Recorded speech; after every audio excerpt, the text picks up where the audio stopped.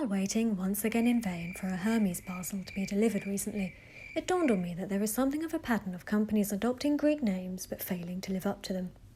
In Greek mythology, Hermes was the messenger to the gods who rocked winged sandals. To name a delivery company which in my experience has never successfully delivered anything after such a character is ambitious at best.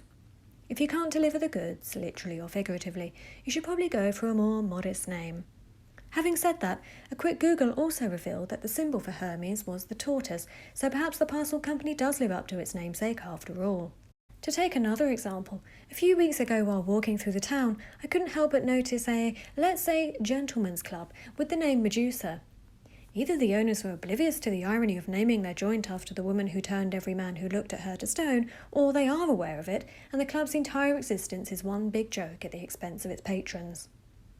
On the topic of nightlife, when I was growing up, the place to be seen, by which I mean the only place with an under-18s night, was a local nightclub named after the fictional lost city of Atlantis.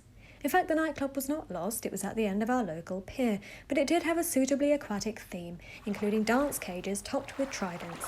Say what you like about the decor, but you can't accuse it of being half-baked. I was shocked recently to hear of a plane crash involving Pegasus Airlines, not least because of the evidently inappropriate name.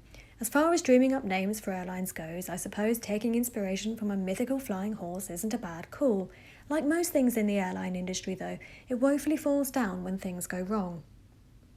In the UK, we also have a shop called Argos, which operates a kind of catalogue system selling all sorts of largely useless items such as food processors, Barbie hairstyling sets, and unnecessarily large garden furniture. In Greek mythology, Argos was a 100-eyed giant who spent his days slaying monsters. While there are so many Argos stores that the chain sometimes feels like an all-seeing giant, I'm yet to see any evidence of its monster-slaying abilities, so its namesake seems self-inflating to say the least. All in all, it seems fair to say that if you're thinking of naming your endeavour after a figure of Greek mythology, it's best to do your research first, and ideally make sure you live up to it. Otherwise, you risk making a name for yourself for all the wrong reasons. Thanks for watching.